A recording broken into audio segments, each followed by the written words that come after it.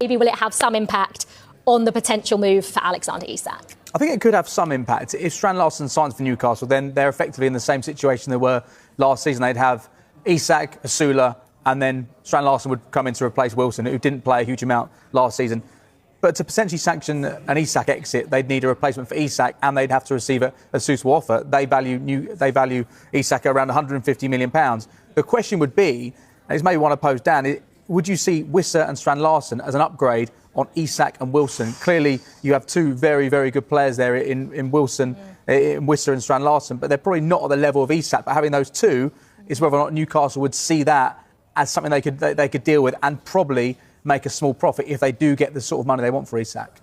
They definitely need two. I think Wissa for Callum Wilson is a great bit of business. I don't think it makes them stronger, no, if that's the question. I think they're very good players. I really like Wissa, 19 goals last year. Like I say, probably an upgrade on Callum Wilson, more so probably fitness only, probably guaranteed to play.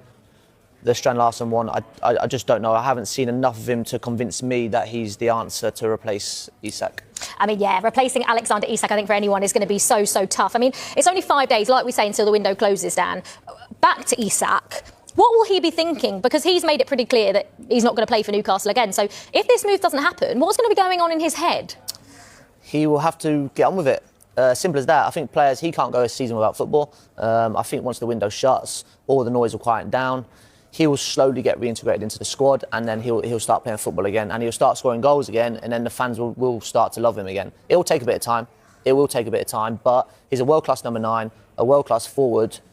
Everyone saw the game on Monday night. Yes, Gordon had a 3-4 chance in the first half. Would Isak score? Possibly, no one knows. But he adds a huge threat to that team, and they were fantastic the other night. So with Isak in that front three as well, they can go on and do special things this season. Yeah, I think it's going to be interesting to see whether Alexander Isak, if he doesn't go to Liverpool, whether he then does actually end up playing for Newcastle again. I mean, there's been reports, co-owners have gone to Alexander Isak's house. I mean, have you ever heard anything like that? And how would you have felt if a co-owner had come to your house?